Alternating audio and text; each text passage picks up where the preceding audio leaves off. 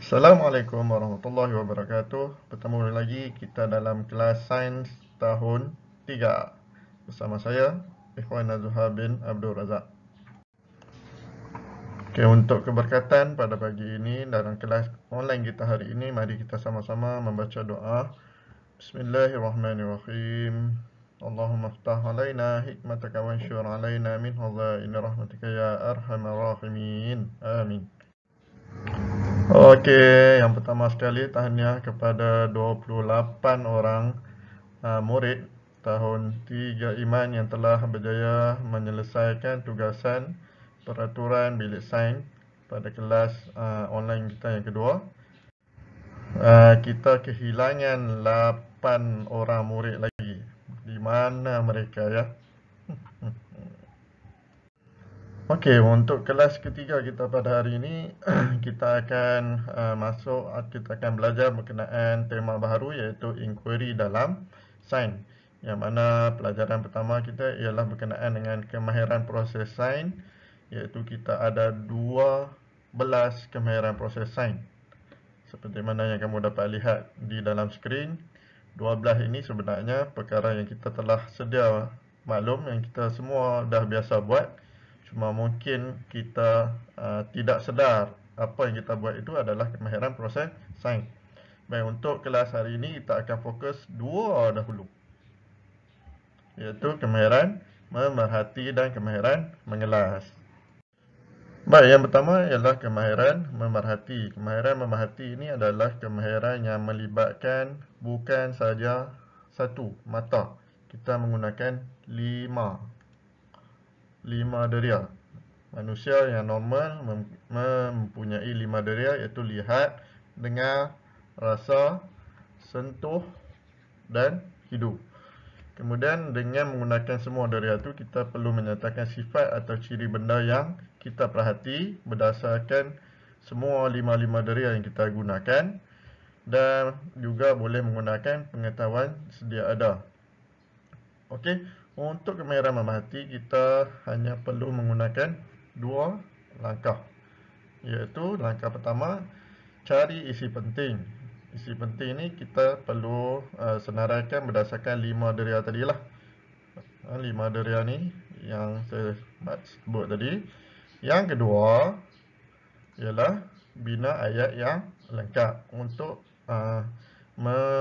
memberi makluman atau berkomunikasi dengan manusia yang lain berkenaan dengan pemerhatian kita. Baik, berkenaan dengan pemerhatian, contoh di skrin ada menyatakan satu soalan, dia nak kita nyatakan 5 pemerhatian. 5 pemerhatian, bukan 5 deria, 5 pemerhatian pada rajah yang ditunjukkan. Yang kita nampak gambar ni, rajah ni berkenaan dengan satu pokok bunga.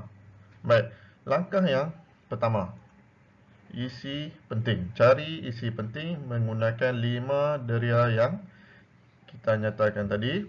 Yang pertama, deria penglihatan. Kita lihat dari penglihatan, kita nampak bunga ni berwarna merah. Kemudian dia ada 4 kuntum.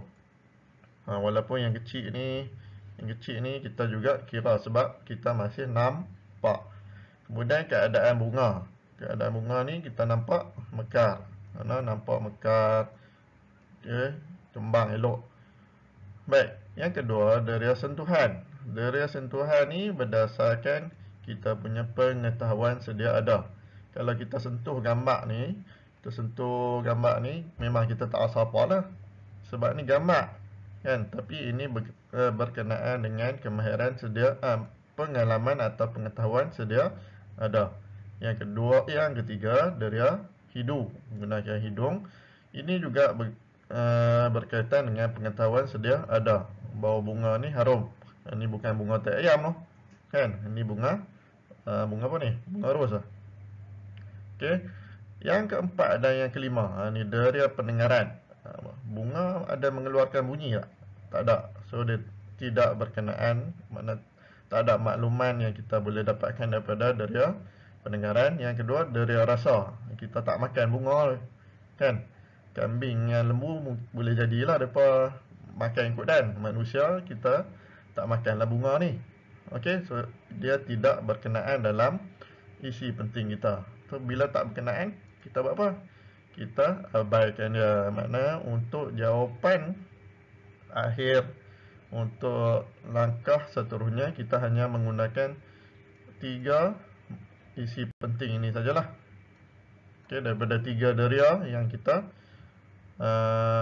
gunakan untuk pemerhatian kita berdasarkan rajah bunga ni. Okey, tadi kita dah dapat isi penting berdasarkan 5 deria yang kita nyatakan. Daripada 5 deria, cuma 3 sahaja yang berkaitan dengan rajah ni. Okey, langkah yang kedua, kita buat apa? Binalah ayat yang lengkap. Ini untuk kita sampaikan maklumat tersebut dengan tepat. Disebabkan soalan nak 5, oleh itu kita bagi 5 lah. Jangan bagi kurang. Lebih pun seelok-eloknya kita tak buat lah. Okey, sebaik-baiknya ikut arahan soalan. So 5. So dengan ayat yang lengkap ni, patutnya semua orang yang baca boleh memahami makluman pemerhatian yang kita cuba sampaikan. Itu yang pertama, kalau ikut saya. Yang pertama, ada 4 kuntum bunga dalam rajah. Semua bunga warna merah. Bunga tersebut kembang dengan mekar. Bunga lembut. Bunga tersebut berbau wangi. Sebenarnya dia ada banyak lagi pemerhatian kamu boleh sampaikan. Disebabkan dia nak 5 saja,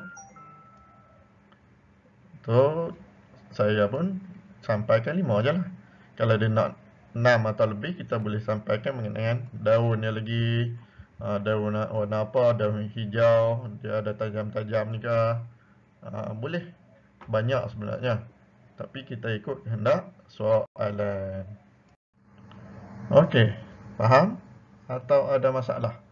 Kalau kurang faham, anda boleh ulang semula. Lihat ataupun tonton semula video ini daripada awal. Ataupun boleh tanya saya melalui WhatsApp. Okey, kemahiran kedua ialah mengelas. Mengelas ialah kita mengenal pasti persamaan ataupun perbezaan antara benda atau maklumat yang kita dapat.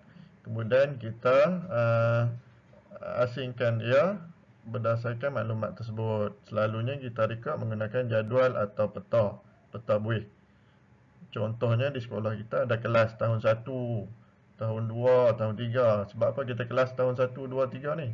Ia berdasarkan persamaan umur. So untuk kemahiran mengelas, kita juga boleh menyatakan dengan 2 kaedah mudah.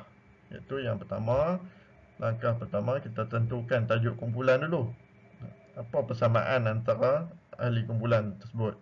Contohnya kelas tahun 1. Okey, persamaan dia apa? Umur lah. Kan? Langkah kedua, kita tentukan ahli kumpulan. So, untuk kumpulan kelas tahun 1, nama dia siapa? Ahmad ke, Aminah, Abu, semua dan sebagainya. Untuk kelas tahun 2, kita tentukan persamaan umur dia. Umur 8 tahun, tahun 2. So, ahli kumpulan ni siapa? So, Arsyad ke, Rashid ke, Andy ke, macam tu lah. Okey. Okey, contoh mudah untuk mengelas, kemahiran mengelas. Okey, kita ada satu soalan, dia nak kita kelaskan tanda nama berikut kepada 3 kumpulan. Dia bagi gambar rajah macam ni. Okey, kita tahu langkah pertama, kita perlu tentukan tajuk kumpulan. Okey, tajuk kumpulan ni berdasarkan persamaan. Apa yang sama kalau kita tengok gambar rajah ni? Apa yang sama ni? Kamu boleh perasan dah ni, boleh nampak dah ni. Kan? Dan dia nak berapa? Dia nak 3 kumpulan. Sebabkan dia nak 3 kumpulan, kita buatlah 3 kumpulan, 3 kotak ke, 3 bahagian jadual ke, macam gambar rajah di skrin. Okey. Kemudian tentukan tajuk. Saya nak tentukan tajuk berdasarkan tu dia, huruf awalan huruf nama dia mula awal huruf apa. Saya pilih macam ni. Kalau kamu nak buat ikut warna berbeza pun boleh, tak ada masalah. Okey. So awalan N, awalan A, awalan T. Ini pilihan saya. Okey, inilah dinamakan tajuk. Okey.